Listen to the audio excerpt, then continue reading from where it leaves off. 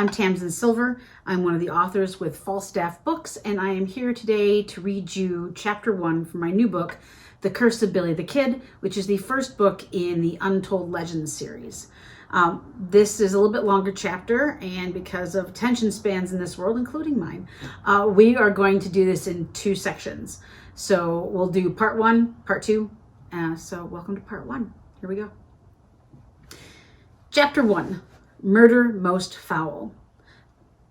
March 1949. It's weird to be dead. Or rather, it's a strange feeling when the world thinks you're dead, and yet here you are walking around saving the world from evil. Well, I best not get ahead of things. Let me introduce myself.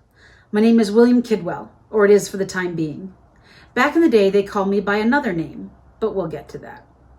I arrived in New Mexico today for a job, and though it's not the first time I've been here since I died in 1881, the memories of my life here flooded my brain, making everything I did connect to something back then. Though I'm not the same man I was, what happened to me in the 1870s affected who I've become. But who am I? Well, I could go back to the beginning and say I was born in 1859 to a poor Irish woman that had left Ireland for New York City, that she took me and my brother out west where she died when I was about 14. I could tell you a story about how I was a good kid when it all began. But that shit is boring, and no one, not even me, wants to rehash it. What needs remembering is the year I became a regulator, because that's where my true life began. I just turned 18 years old, and unfortunately, it was a death that gave me new life. February 18, 1878. The thunderous echo of approaching horsemen behind Middleton and me interrupted the leisurely quiet of the New Mexico Canyon, announcing danger.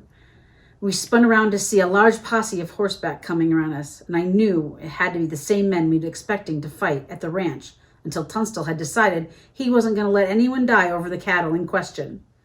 So we'd fled early that morning from Dolan's men, yet if I was right, here they were. Even though it was hard to tell if I was right at this distance from the sun having just set behind the mountains, I had a bad feeling. Because if it was Dolan's boys led by Buck Morton, we were in trouble. I looked over at John Middleton, since we were the only 2 at the back of the traveling party, and the other 3 having gone over the brow of the next hill ahead of us. "We best not hang out for that to catch up," I shouted. Without waiting for a reply, I slammed my heels into the sides of my gray stallions, and we picked up speed. Middleton's bay mare kept pace, and we raced through the newly fallen snow, up over the hill and past the 9 horses we were moving to town. Didn't take long to realize our 3 friends had split up. Tunstall looked to be asleep in the saddle up to our right, while Weidman and Brewer were off to the trail to the left. Making a quick decision, I shouted, "Get Tunstall out of here. I'll find the others." With a nod, Middleton rode hard against Tunstall, and I veered off the path to the left. Finding Brewer and Weidman, I shouted, "We've got trouble." Weidman's head whipped around as Dolan's posse came up and over the hill. Seeing them, he shouted, "We can't hold this place. Let's ride to the hill over there and make a stand." Middleton shouted at Tunstall, "For God's sake, follow me." Without a second thought, I followed Brewer and Weidman toward an area covered with tall timber and large boulders, assuming Middleton and Tunstall were right behind us. Yet, as Middleton joined us, he was alone. "Where's Tunstall?" I said, panic clutching my gut. John Tunstall was the one they would be after. Jimmy Dolan was out for blood ever since John posted a letter in the Mesilla Valley Independent, exposing Dolan and his pals as the real crooks of Lincoln County. Middleton spoke up. "I yelled for him to follow. He rode about in a half circle, and I motioned him in this direction. As soon as he started toward me, I led the way. Maybe he didn't hear me? Or maybe he didn't want to hear you," I clarified. "Damn it, John, you couldn't talk your way out of this one." "What?" Middleton asked. "Not you, the other John. We really need to give you a new first name," I said before looking at Richard M. Brewer, Tunstall's cattle foreman. "Tunstall thinks he can surrender and fight this in court." "Damn it, they'll kill him," Dick replied, his voice strained and his eyes filled with worry. "Let's lay down some cover fire and get him out of there," Rob Weidman, Tunstall's best friend, shouted. Dick's eyes scanned the area, which was no more than a vast, unsettled land, filled with nothing but brush and trees, surrounded by mountains covered in a dusting of snow. We were well hidden, but that caused another problem. Billy, you're the smallest. Can you climb? I nodded, dismounted, and handed Middleton the reins. I'd have preferred to ride out there and take a shot at them myself, but I understood what Brewer was aiming for. At 5'7" and only 135 pounds, I was the best option for giving us eyes to what was happening on the other side of the hill, especially as it was getting dark. Spotting a good tree, I went up. Halfway there, an eerie silence filled my ears like water, and a rifle shot echoed off the canyon walls. I came to a halt as dread slammed into my soul. Oh God, Middleton said. They've killed Tunstall. I prayed he was wrong and scaled the tree as fast as I could. Once high enough, the scene before me froze and the air in my lungs as well. John Tunstall, a man I admired, lay on the ground next to his horse, his left cheek buried in the snow. The group of 20 or so men had split into 3 sections. Most were back a few hundred yards, but 4 men rounded up our small herd of horses. I recognized 2 of them right away as Beckwith and Gallegos. That just left 3 men on horseback looming over John's body. I recognized 2 of them straight away. It was Billy Buck Morton and Tom Hill. The third man looked like the dangerous outlaw I used to ride with, Jesse Evans, but I wasn't 100% sure. Morton's rifle was still in firing position as Hill dismounted. With swagger, Hill pulled the revolver out of Tunstall's belt and fired a bullet into John's head before killing his horse the same way. Laughing, he placed John's hat on the dead horse's head as Morton shouted orders to Beckwith about rounding up our horses. Eyes wide and jaw clenched, I sat there, unable to move. My innards felt cold to the core while my blood burned as hot as a smithy's furnace. Drenched in the need for revenge, I shook with rage, gripping the tree with all my might to keep from grabbing my gun right then and there. I was on the brink of losing it when Brewer appeared below me.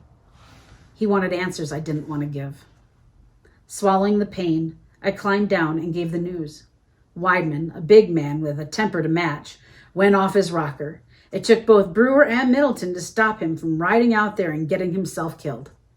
There's too many, I told him, keeping my voice down as best I could. You know me. I'm the first to jump into the fray, Rob, but now ain't the time. Not if we want to live to see them bastards pay. He waited for the safety of the dark night provided, and then we rode into town.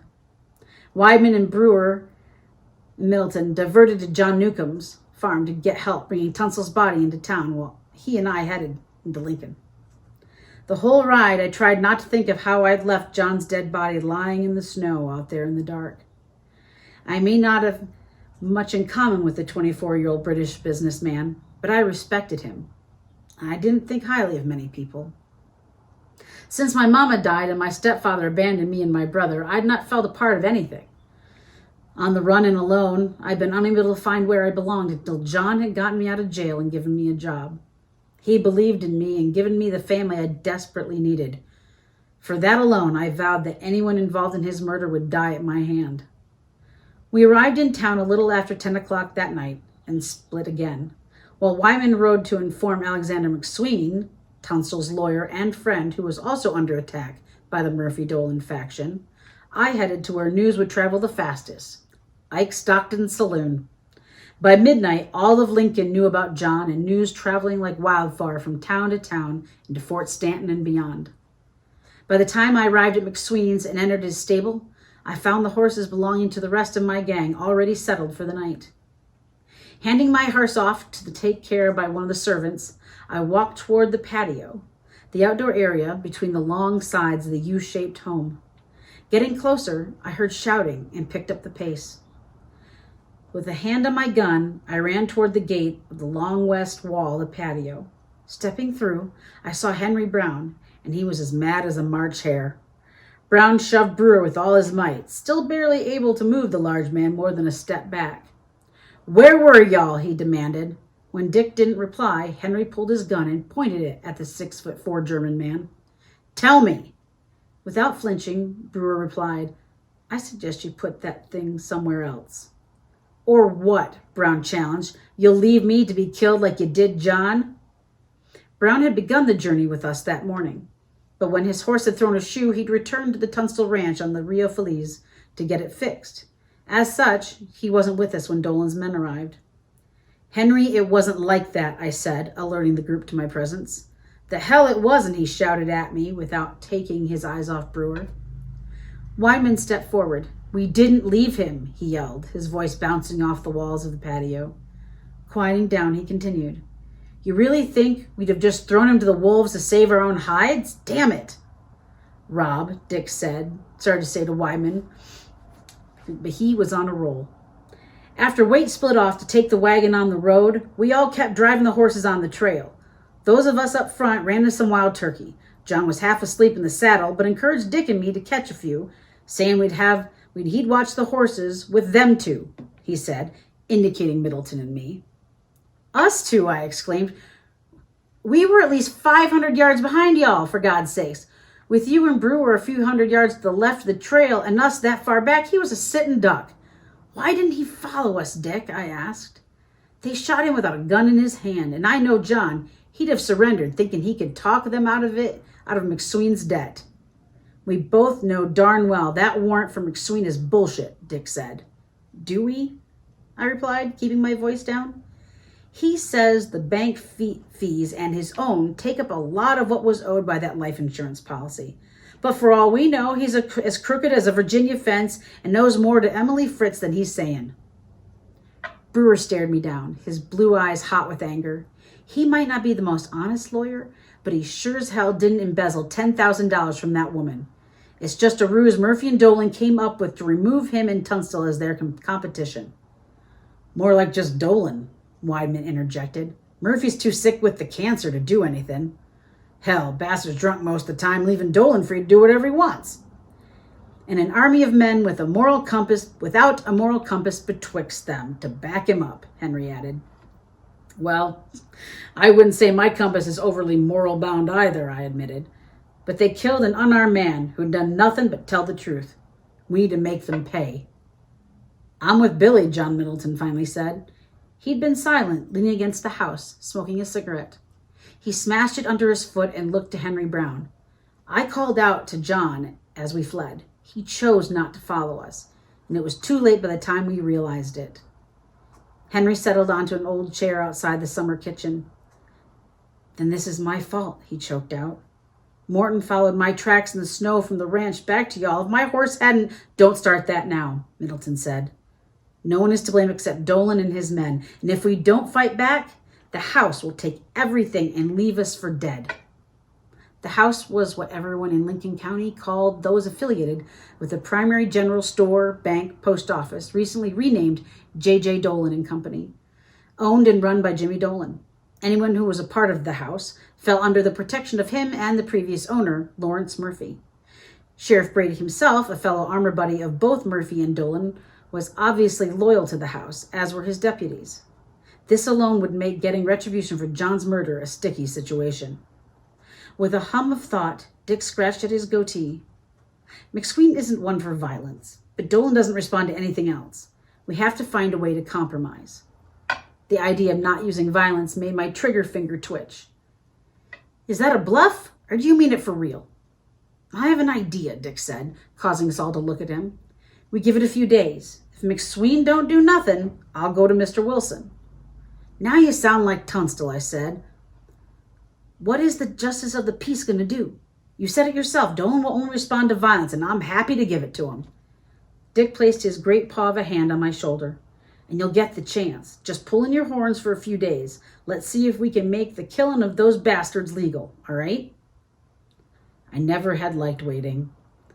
I was a get-it-done-now kind of man, but it made sense. So I agreed, sort of. I might have decided to do something to keep me busy in the meantime. 1949 section. My mama used to say that idle hands are the devil's playground, and I was living proof of that. That being said, the case, I did the dumbest thing I could possibly think of that night. I snuck away as a bunch of angry townsfolk debated the situation and headed down the street to poke my nose around the building that housed J.J. Dolan and Company, a.k.a. the house. I secretly hoped I'd get to shoot one of those sons of bitches, but big, loyal, honest Dick Brewer discovered me and demanded he come along. As if that wasn't bad enough, It started to snow again. But to tell you the truth, by the time we returned, I couldn't have cared less about either of those things, because what I saw that night gave me pause, the kind that causes nightmares and makes every bump in the night mean something. And that's where we'll stop. Again, this has been Tamsin Silver reading Chapter 1 from The Curse of Billy the Kid, Book 1 in the Untold Legends series. Stay tuned. We'll be doing the second half of this chapter. I'm sure it's right below this link. Please put comments in the bottom if you have anything or any questions about Billy the Kid. I'd love to answer them. Thanks so much.